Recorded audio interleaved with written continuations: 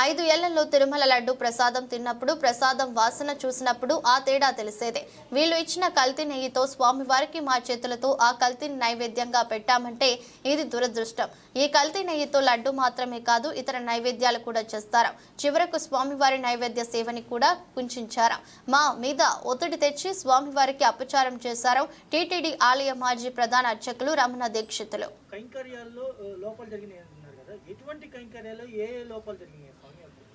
చెప్పాను కదా, ఇదే ప్రసాదాల్లో కల్తీ జరగడం అనేది ఒకటి.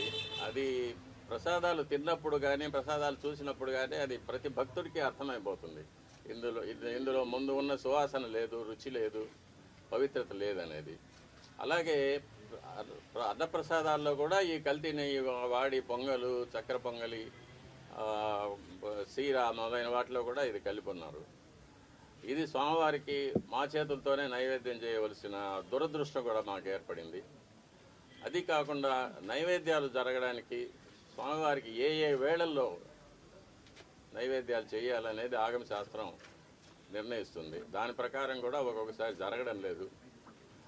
నైవేద్యం చేయవలసిన సమయాన్ని కూడా కుంచి 10 నిమిషాల్లో అయిపోవాలి, 15 నిమిషాల్లో అయిపోవాలి అనేది అర్చకుల మీద ఒక ప్రెషర్ పెట్టడం, త్వరగా ముగించమని చెప్పి వాళ్ళని తరమడం, ఇవన్నీ కూడా జరుగుతూ ఉన్నాయి. ఇవన్నీ కూడా స్వామివారికి జరిగే అపచారాల కిందకే వస్తాయి.